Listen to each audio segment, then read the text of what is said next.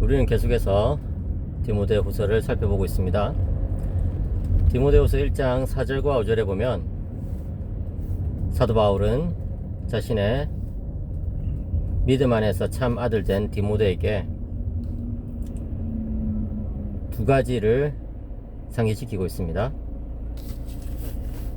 그것은 디모데의 중요한 특징이 되는 것인데요. 첫째는 4절에 나오는 눈물입니다. 이 청년 목회자 디모데에게는 눈물이 있었다는 것이죠. 무엇을 향한 눈물이었을까요? 본문에 명확하게 나와 있지 않아서 분명히 알 수는 없지만 우리는 두 가지를 생각해 볼 수 있겠습니다. 첫째는 자신의 죄를 두고 애통해야 하는 눈물입니다. 청년은 하나님 앞에서 눈물을 흘릴 수 있어야 합니다. 무엇보다도 하나님의 말씀을 들었지만 그대로 살지 못하는 자신의 연약함과 또 죄악됨, 이런 것을 두고 눈물을 흘릴 줄 알아야 합니다. 두 번째 눈물은 이 세상을 두고 흘리는 눈물이겠죠. 이 세상은 고통과 슬픔, 아픔, 또 부조리, 죄악으로 가득 차 있습니다.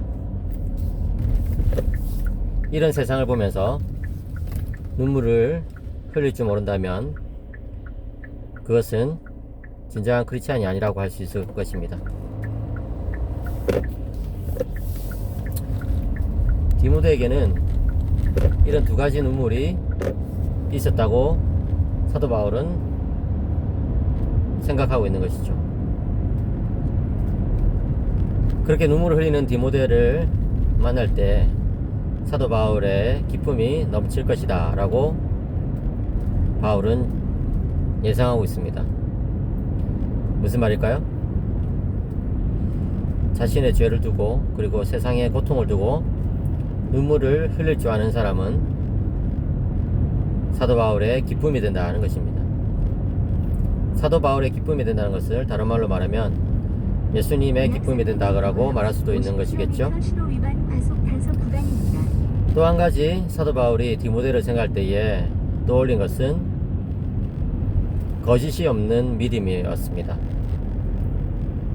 여기서 거짓이 없는 이라는 형용사는 헬라어로 보자면은 안 히포크리토스라고 하는데, 이 히포크리토스라는 것은 영어로 히포크라시, 다시 말해서 위선을 뜻한다고 보시는데요. 여기서 이 디모데의 믿음이 위선이 없는 믿음이라고 사도 바울은 묘사하고 있습니다. 디모데는 외할머니 로이스와 또 어머니 유니게로부터 믿음을 물려받았는데 한마디로 말해서 모태신앙이라고 할 수 있습니다. 그러한 디모데의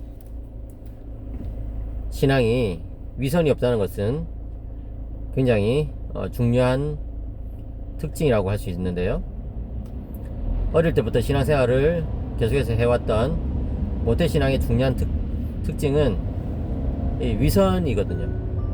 왜냐하면 어릴 때부터 늘 습관적으로 신앙생활에 이제 신앙생활을 영위해왔기 때문에 그냥 아무 생각 없이 교회 가고 예배드리고 기도하고 찬송 부르고 헌금생활하고 정말 마음이 완전히 빠져버린 종교생활을 할 수가 있습니다. 그런데 디모데는 그렇지 않았다는 것이죠. 디모데는 거짓이 없는 믿음, 위선이 없는 믿음을 가진 사람이었습니다. 사도 바울이 디모데를 생각할 때에 이 두 가지가 떠올렸다는 것은 디모데가 얼마나 진실한 눈물의 사람이었는지 또 얼마나 참된 믿음의 사람이었는지를 우리들에게 알려줍니다. 청년은 음물과 거짓이 없는 믿음, 이 두 가지를 갖춰야 합니다. 그럴 때에 청년이 자신에게 주어진 주님의 사명을 수행할 수가 있게 될 것입니다. 디모데후서 1장의 이 두 가지 디모데의 특징을 여러분들이 깊이 묵상해 보시기 바랍니다.